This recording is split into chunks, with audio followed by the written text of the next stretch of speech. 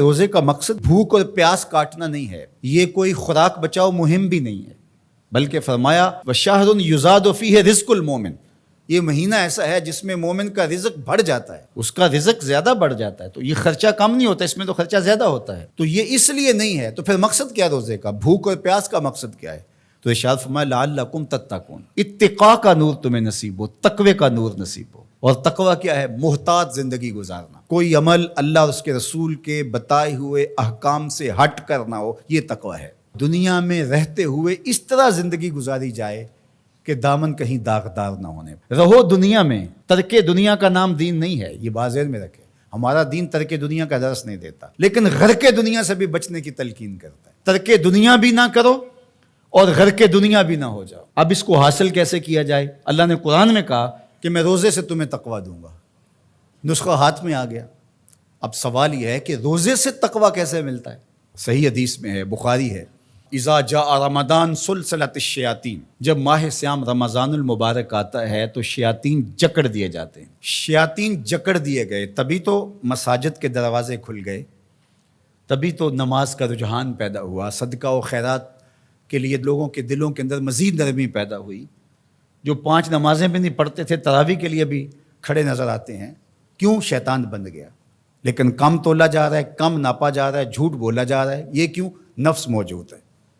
نیکی کا ماحول اس لیے پیدا ہوا کہ شیطان بند گیا، بدی پھر بھی موجود ہے اس لیے کہ نفس موجود ہے۔ اب ہمارا کام ویسے آسان ہو گیا کہ پہلے تنہا جان کو 2 دشمنوں کے مقابلے میں رہنا تھا اور جان لڑ نہیں پاتی تھی، اب دشمن ایک ہو گیا، ایک بندہ ہوا ہے۔ اب صرف جو ہے وہ ہم نے لڑنا ہے نفس سے، شیطان تو بندہ ہوا ہے۔ اب نفس سے کیسے لڑیں گے؟ بھوک سے نفس پج مردہ ہوتا ہے، کمزور ہوتا ہے۔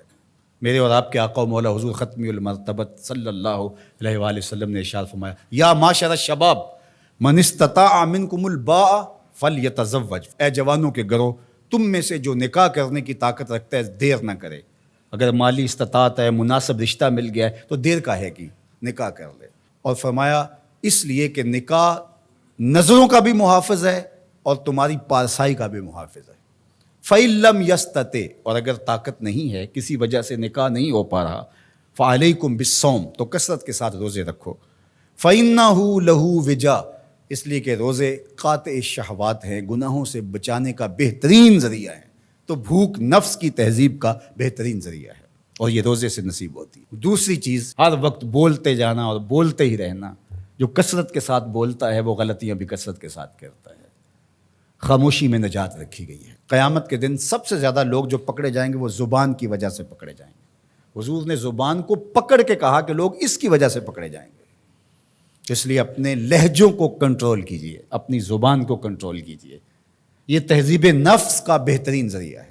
اور تیسری بات، العافیت فی العزلہ، عافیت تو عزلت میں ہے، تنہائی میں ہے۔ لوگوں میں جانا، لوگوں سے میل ملاپ اور اختلاط جتنا زیادہ ہوگا اتنی زیادہ آزمائشیں ہوں گی۔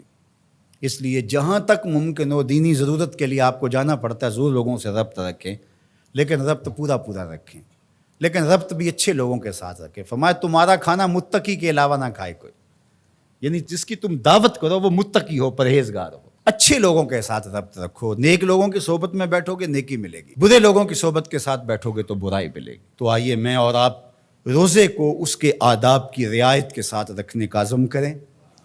فرمایا کہ من لم یدع قول الزور والعمل به فلیس للہ حاجۃ فی ان یدع طعامہ وشرابہ، جس نے جھوٹ اور جھوٹے امور ترک نہیں کیے اس کے بھوکے اور پیاس سے رہنے کی اللہ کو کوئی ضرورت نہیں ہے۔ اس کی مرضی کیا ہے کہ روزہ تمہارے نفس کی تہذیب کا ضامن بن جائے، تمہارے باطن کی ستھرائی کا ذریعہ بن جائے۔